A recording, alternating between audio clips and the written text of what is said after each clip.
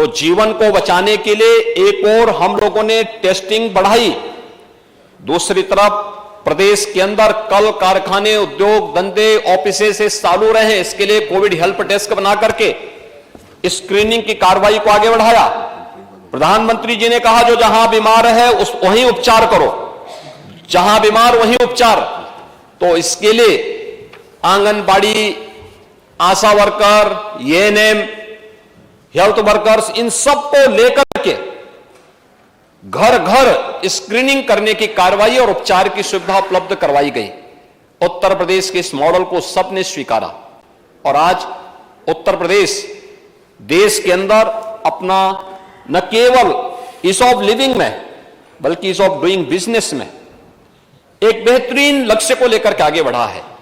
और महोदय, आज जब हम लोग यहां पर नई सरकार के गठन होने के बाद अपने पहले अनुपूरक बजट को लेकर के सदन में इस पे चर्चा हुई, मैं सबसे पहले उन सभी माननीय सदस्यों का जिन्होंने इस पूरी चर्चा में भाग लिया, अपने अमूल्य सुझाव दिए हैं, उन सबको हृदय से धन्यवाद देता हूं। अनुपूरक बजट को लेकर के देखेंगे तो हमारा प्रदेश शासन का 22-23 का ये बजट लगभग 6.5 लाख करोड़ रुपए का पहुंचने जा रहा है। उत्तर प्रदेश जैसे राज्य के लिए अपेक्षा की जाती है जहां पे 25 करोड़ की आबादी निवास करती थी, उस बड़ी आबादी के लिए एक बड़ी सोच के साथ हम कार्य कर सकें।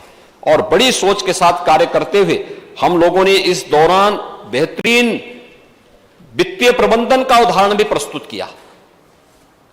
आज देश के अंदर जिन राज्यों की आबादी उत्तर प्रदेश से 1/6 है, 1/8 है,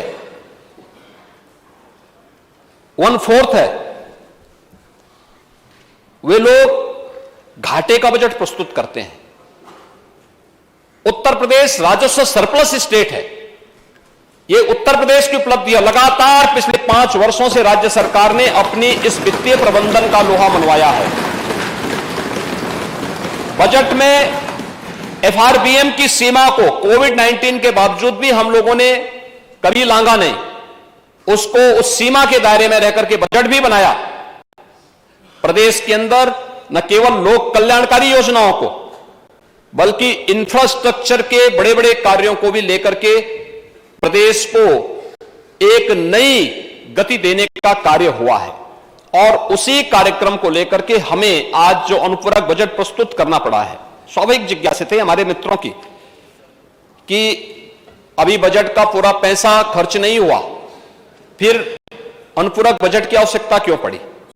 स्वाभाविक रूप से जिज्ञासा है भी, होनी भी चाहिए। और मैं उसके बारे में बताना चाहूंगा कि कुछ चीजें ऐसी थी जिन पर हमें ये कदम उठाने पड़े थे। एक, उत्तर प्रदेश जैसे राज्य को हम आदरणीय प्रधानमंत्री जी के विजन के अनुरूप भारत की अर्थव्यवस्था का ग्रोथ इंजन बना सके, इस दृष्टि से उत्तर प्रदेश के अंदर आज के दिन पर कुछ नए कदम उठाने की आवश्यकता है। उसके लिए राज्य सरकार ने अनेक कदम उठाए हैं जिन पर लगातार कार्य चल रहा है। हमारा प्रयास है कि प्रधानमंत्री जी ने भारत की अर्थव्यवस्था को 2024 तक $5 ट्रिलियन की इकोनॉमी बनाने का एक लक्ष्य देश के सामने रखा है। इस पर भारत सरकार के स्तर पर, युद्ध स्तर पर कार्य चल रहे हैं। अलग अलग स्तर पर इस पर अभियान चल रहे हैं। उत्तर प्रदेश देश की आबादी का सबसे बड़ा राज्य है। उत्तर प्रदेश भी इस दिशा में प्रयास कर सके और उस प्रयास के क्रम में हम लोगों ने भी प्रधानमंत्री जी के विजन के अनुरूप उत्तर प्रदेश को $1 ट्रिलियन की इकोनॉमी के रूप में बनाने और उत्तर प्रदेश को देश की इकोनॉमी का ग्रोथ इंजन बनाने की दिशा में जो प्रयास प्रारंभ किए हैं, उस प्रयास के क्रम में हमें यह अनुपूरक बजट लेकर के इस माननीय सदन के सम्मुख आना पड़ा है। खासतौर पर प्रदेश सरकार ने इस दौरान फरवरी 10 से 12, 2023 में ग्लोबल इन्वेस्टर समिट का आयोजन किया है। ये प्रस्तावित किया है ग्लोबल इन्वेस्टर समिट एक बड़े लक्ष्य को लेकर के,